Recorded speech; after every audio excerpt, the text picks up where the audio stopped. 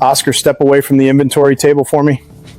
On what grounds exactly are we doing this? The firearms listed as destroyed and released from your vault. Once is a mistake, twice is suspicious. Oscar Dewhurst did this 360 times across 4 years and signed his name to every single one of them. Access to these records doesn't prove who handled any of those weapons. I don't know what you're talking about. I don't know what fence. I want a lawyer. Those were the last full sentences Sergeant Oscar Dewhurst spoke before federal agents walked him out of the parking lot of his fence's pawn shop. Within 72 hours, ATF would seize his service weapon, 2 personal laptops, a green ledger hidden behind a workbench drawer, and the keys to a vault he had supervised for 5 years. 360 firearms, 4 years, $620,000. The weapons he had been paid to guard were already circulating in 3 states, surfacing in narcotics busts, in carjackings, in 2 homicides that detectives had not yet connected to a single sergeant in Belmont, Michigan. Pop quiz. How many of the firearms your local police seized last year are still inside the evidence vault where they're supposed to be? Drop a number in the comments. Subscribe if you're new here. We cover accountability cases every week, and this one is going to make you look at your local department's property room a little differently. Oscar Dewhurst was born in 1976 in Cairo, Michigan, a sugar beet town in the state's thumb. His father was a parts foreman at the General Motors plant in Bay City. His mother taught 4th grade at the local elementary school for 31 years. The Dewhurst household was orderly in the way Midwestern industrial households of that decade tended to be. Dinner at 6, lawn mowed on Saturday mornings, a pegboard above the workbench in the garage where every wrench had its silhouette traced in black marker, so a missing tool would announce itself the moment the garage light came on. Firearms were part of that order from the beginning. His father kept a Remington Model 700 and a Mossberg pump in a locked steel cabinet bolted to the studs behind the basement furnace. Oscar shot his first whitetail at 12 on opening day of the November rifle season on a leased 40 in Tuscola County. By the time he was 16, his father had taught him to break down, clean, and reassemble every long gun in the cabinet, and the family rule was that no firearm went back into the cabinet until it had been wiped down, the bore had been run with a brass brush, and the bolt had been set aside on a clean shop towel.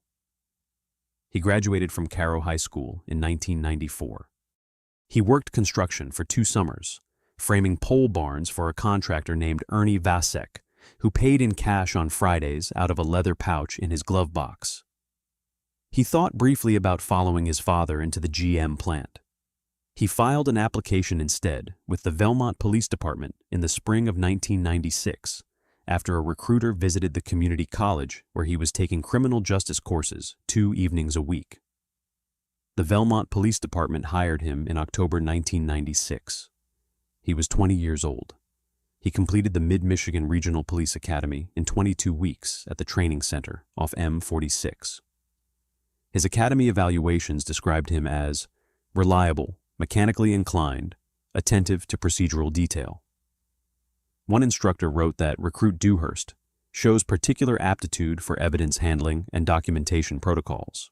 That phrase would appear in his personnel file 4 more times across his career, copied forward by supervisors who had read his previous evaluations and saw no reason to write new ones.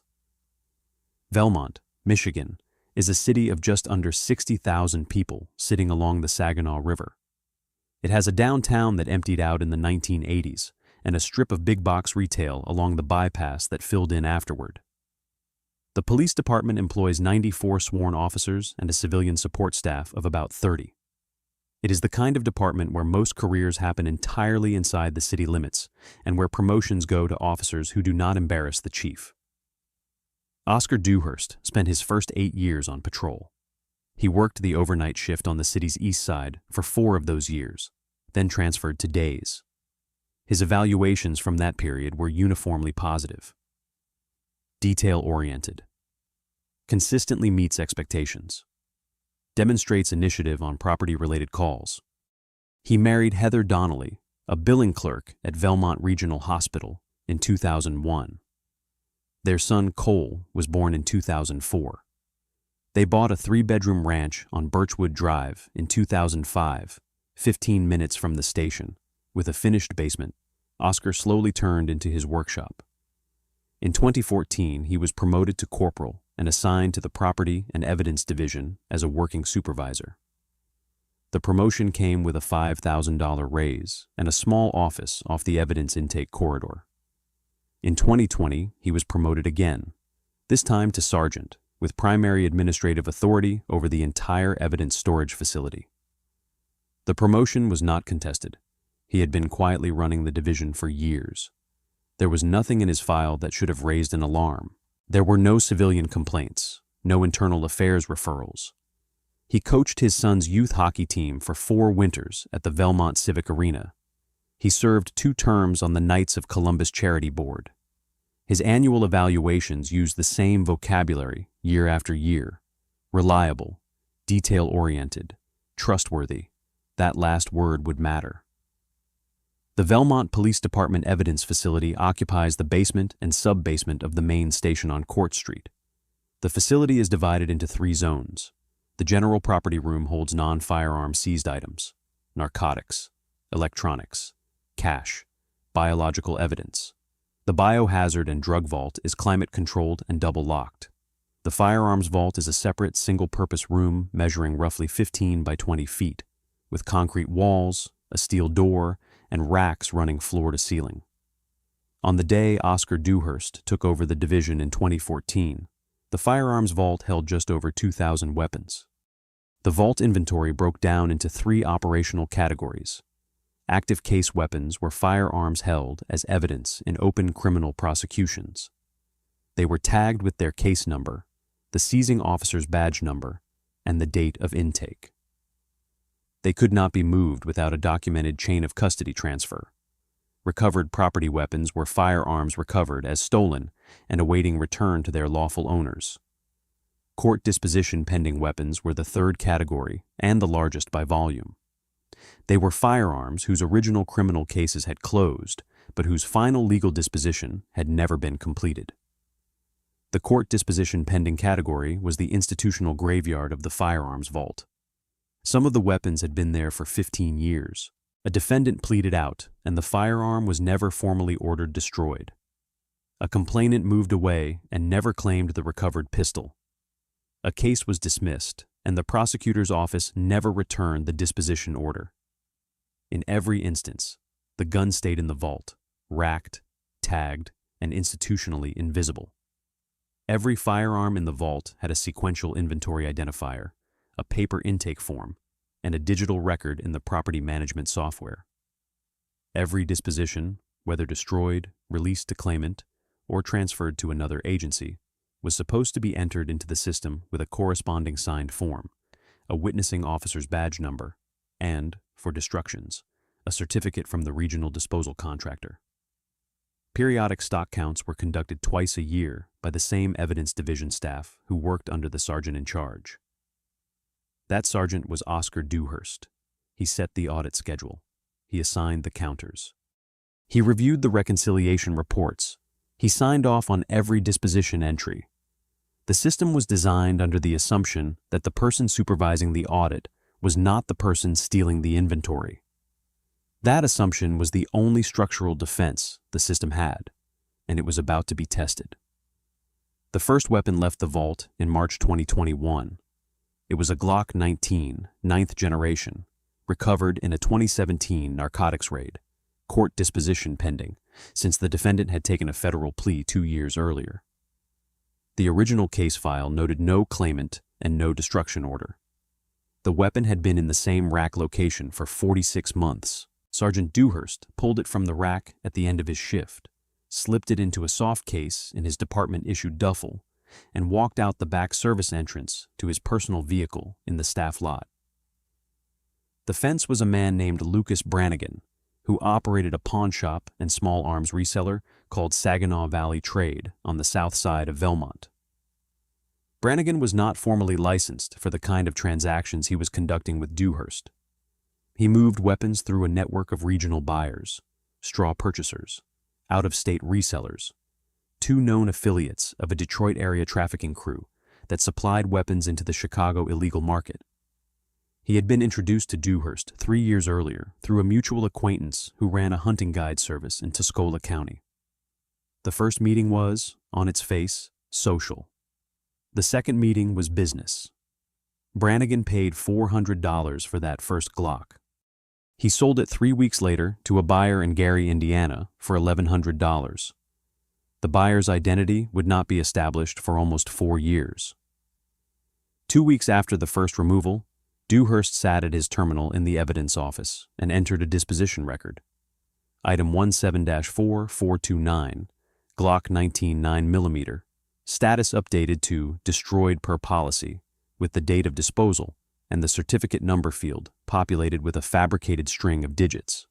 He certified the entry himself under his own login. There was no requirement that a second supervisor witness the disposition for court disposition pending items in the destroyed category. The system was built that way because the people who built the system did not imagine the supervising sergeant as a threat. The method did not vary. He targeted the court disposition pending backlog almost exclusively because those weapons had no active claimant who might call asking about them. He preferred weapons that had been in the vault for more than 3 years because the original case officer was likely retired, transferred, or simply not paying attention. He pulled small numbers per month, never more than 10, usually 4 to 7. He spaced his disposition entries across days and weeks so that no single batch of destroyed per policy updates would draw an auditor's eye. He kept a green spiral-bound ledger in his basement workshop, behind a drawer in the workbench. Each entry was a date, an inventory ID, a make and model, and a price. $400, $500, $800. By the second year, he was averaging 15 weapons a month. By the third year, he was selling AR pattern rifles for $2,200 apiece and a single FN-57 for $2,800. He paid down the mortgage on the Birchwood Drive house in early 2022. He paid off Heather's Toyota in cash that summer. He paid for his son's hockey travel team and the team's annual tournament trip to Toronto without taking out a loan. He bought a 16-foot aluminum fishing boat with a 40-horse Yamaha outboard and a tandem axle trailer. He paid for it in cash at a dealership in Bay City and asked the salesman not to put his name on the marketing list. Nobody noticed. Nobody checked. The Evidence Division civilians who worked under him conducted the periodic stock counts using the inventory software that listed every destroyed per policy weapon as resolved and removed from the active count. The counts always reconciled. They reconciled because the inventory was lying, and the inventory was lying because Sergeant Dewhurst had certified the lies himself. The catalyst came from outside Velmont. In the spring of 2024, the Bureau of Alcohol, Tobacco, Firearms, and Explosives, in coordination with the Michigan State Police Firearms Investigations Unit, opened a regional trafficking case targeting a Detroit area distribution network. The case was built around a cooperating informant inside the network who had agreed to identify upstream suppliers in exchange for a reduced sentence on an unrelated federal charge. A TF recovered weapons. They recovered them from controlled buys, from search warrants on stash houses, from arrests during traffic stops on I-94 and I-75. Every recovered firearm was traced through the ATF National Tracing Center in West Virginia, where federal regulations require manufacturers, importers, and dealers to report the chain of legitimate disposition for every weapon they handle. The trace request goes in. The database returns the answer. The answer began to come back the same way. Last documented institutional custody, Velmont Police Department evidence intake. Date of intake, 2017, then 2015, then 2019, then 2014. The weapons should have been in the vault. They were not in the vault. They were in trafficking network recovery points across Michigan, Indiana, and Illinois. The cluster grew. By July 2024, the ATF field office in Detroit had identified 11 recovered firearms whose serial number traces returned to Velmont Police Department evidence intake records. By September, the number was 23. The investigators noticed that none of the affected weapons appeared on the active Velmont evidence inventory. Every single one of them had been logged as released to lawful claimant, or more frequently, destroyed per policy. The ATF agent in charge, a special agent named Dana Vaillancourt, reviewed the trace cluster and made a decision that shaped the rest of the case. She did not contact Velmont Police Department Internal Affairs. She did not notify the chief. She did not request a courtesy meeting with the Evidence Division supervisor, whose disposition records were producing the impossible pattern. Instead, she contacted the Velmont City Attorney's Office directly and asked for a formal joint covert investigation, run entirely outside the Velmont PD chain of command. The city attorney agreed. The Michigan State Police Firearms Investigations Unit assigned 2 detectives to the joint task. The covert investigation opened in October 2024. For the next 4 months, federal agents pulled Velmont's complete firearms disposition database and audited it against the actual physical vault inventory, against the regional disposal contractor's certificate of destruction records, and against the cooperating informant's growing list of upstream sources. 360 weapons did not match. We're heading into the part of this case where the investigators close in, and the way they use the federal trace database is the part most people never see. If you've made it this far, you already know this channel doesn't look away from these stories. Subscribe. We break down the documentary structure of cases like this every week, and the way this one ends is worth seeing all the way through. The audit was not subtle to anyone who understood the system.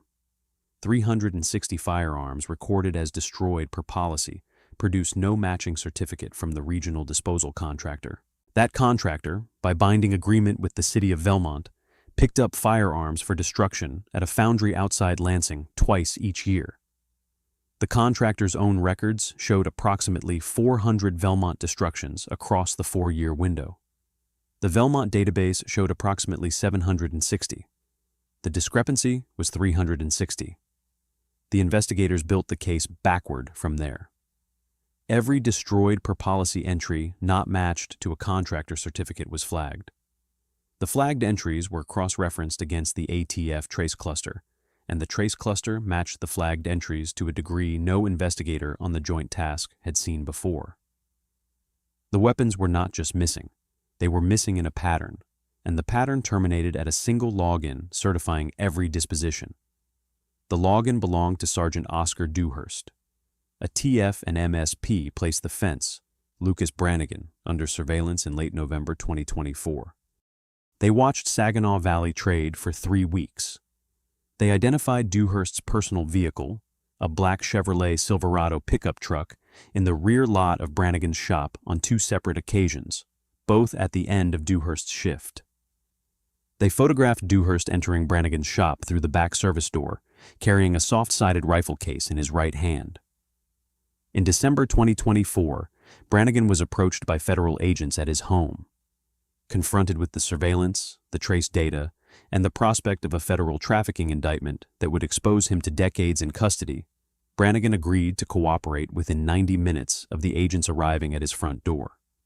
He provided text messages, voice notes, payment records, and a 4-year history of transactions with Dewhurst. He agreed to wear a wire.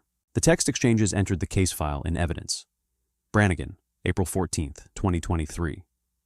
Client looking for an AR-15 budget around $2K, let me know what you got coming. Dewhurst, April 14, 2023. Have 2 in the pile, both 2017 cases destroyed paperwork ready. Brannigan, April 16, 2023. Tomorrow, 6 p.m., same spot. Dewhurst, April 17, 2023. Running late shift over by 6:45. Brannigan, October 2, 2023. Need 4 by Friday handguns. Dewhurst, October 3, 2023. Can do but staggering paperwork over 2 weeks, don't push. Brannigan, February 11, 2024. Kid in Chicago looking for a 5.7 full price. Dewhurst, February 12, 2024. 1 in inventory, haven't touched it in 6 years, easy pull. The smoking gun was already in the federal database. The trace data was unambiguous. 360 firearms, whose last documented institutional custody was Velmont's evidence vault, were appearing at trafficking network recovery points, with no plausible legitimate disposition between intake and recovery.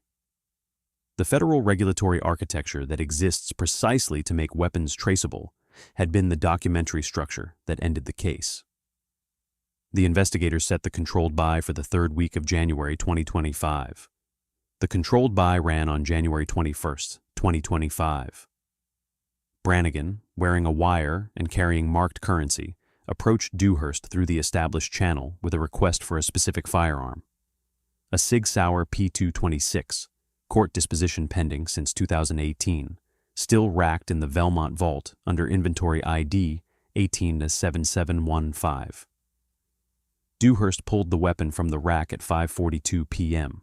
He certified a destroyed per policy entry in the inventory system at 6:18 p.m. under his own login. He met Brannigan in the rear parking lot of Saginaw Valley Trade at 7:04 p.m. The transaction took less than 2 minutes. Brannigan handed him $1,600 in marked currency. Dewhurst handed him the soft case containing the SIG. A TF agents and Michigan State Police detectives moved on Dewhurst's vehicle as he was pulling out of the lot. The body cam captured the next 90 seconds. Special Agent Vaillancourt. Sergeant Dewhurst, ATF. Step out of the vehicle, hands where I can see them. Dewhurst, hands on the steering wheel, looking straight forward. What is this about? Vaillancourt. Step out of the vehicle, sir. Dewhurst, slow, deliberate, hands still on the wheel. I'm a Velmont police sergeant. Whatever you think this is, you're going to want to call my chief. Vaillancourt. Your chief has already been notified. Step out of the vehicle. Dewhurst stepped out. The marked currency was in the passenger footwell. The empty soft case was on the back seat. His personal vehicle's GPS log was already in federal custody. The wire on Brannigan had captured the entire transaction. The SIG P226 was being processed by an MSP detective 50 feet away. Dewhurst, cuffed, looking at the ground. I don't know what you're talking about. I don't know what fence. I want a lawyer. Those were the last full sentences he spoke to law enforcement. The search warrant for the Birchwood Drive residence was executed at 9:14 p.m. the same evening. Agents found the green spiral-bound ledger behind the workbench drawer in the basement workshop. They found $23,000 in cash inside a fishing tackle box on the garage shelving. They found 2 laptops, 3 external hard drives, and a cell phone whose text history matched the records already in federal custody. The ledger itself was a 4-year record of every transaction, 347 entries, each with a date, an inventory ID, a make and model, and a price. The total at the bottom of the last filled page was $617,400. The federal forensic accountants would refine the figure to approximately $620,000 once additional unrecorded cash transactions were traced through Brannigan's records. A federal grand jury returned a 31-count indictment against Sergeant Oscar Dewhurst on February 11, 2025. The charges included theft of firearms from a public agency under Michigan compiled laws, Section 750, 357B, receipt and trafficking of stolen firearms under 18 U.S.C., Section 922J, making false entries in firearms records under 18 U.S.C., Section 924A, honest services wire fraud under 18 U.S.C., Section 1346, and misconduct in office under MCL Section 750. 505. The state counts were referred concurrently. The case was assigned to the United States District Court for the Eastern District of Michigan. Dewhurst was placed on unpaid administrative leave the morning of the indictment. His Velmont Police Department employment was terminated formally 6 weeks later, after a brief disciplinary process that his attorney did not contest. His pension contributions, after 19 years of service, were forfeit under Michigan statute governing public corruption convictions. His defense attorney, a Lansing-based federal defense specialist named Patricia Yarborough, has filed pretrial motions challenging the admissibility of the controlled buy recordings on Fourth Amendment grounds and seeking to suppress portions of the search warrant fruit on a technical chain of custody argument. The motions are pending. The case is scheduled for trial in the late autumn of this year. The downstream damage is harder to bound. The 360 firearms that left Velmont's vault are now circulating somewhere. Some have been recovered in the regional trafficking case that broke the investigation open. Most have not. ATF investigators have testified privately to the joint task that the recovered cluster, currently 29 weapons, likely represents under 10% of what is still in motion. The other 300-plus weapons will surface over the coming years in narcotics cases, in domestic violence calls, in homicide investigations, in carjackings, in self-inflicted deaths. Each surface event will trigger an ATF trace. Each trace will return the same answer. Last documented institutional custody, Velmont Police Department Evidence Vault. The Velmont City Council ordered a full external audit of the evidence facility in March 2025. The audit, conducted by a private forensic accounting firm at a cost of just over $400,000, identified additional procedural failures across the property and evidence division, extending back further than the 4-year theft window. The chief of police announced his retirement, effective at year-end. 2 civilian evidence division employees were terminated for the count reconciliations they had signed off on under Dewhurst's direction. The vault's locking architecture, audit protocol, and disposition certification process have all been rebuilt under state oversight. Sergeant Oscar Dewhurst, who spent 19 years inside the institution that was supposed to keep these weapons out of circulation, is currently free on a $500,000 bond. He is required to surrender his passport, to report weekly to pretrial services, and to stay within the Eastern District of Michigan. He is not permitted to possess a firearm. The man who controlled the largest single firearms inventory in his county for 5 years is now, by federal court order, prohibited from touching one. This case is still unresolved, but the case on the right-hand side of your screen is one that already closed, and what came out of that courtroom is going to stay with you.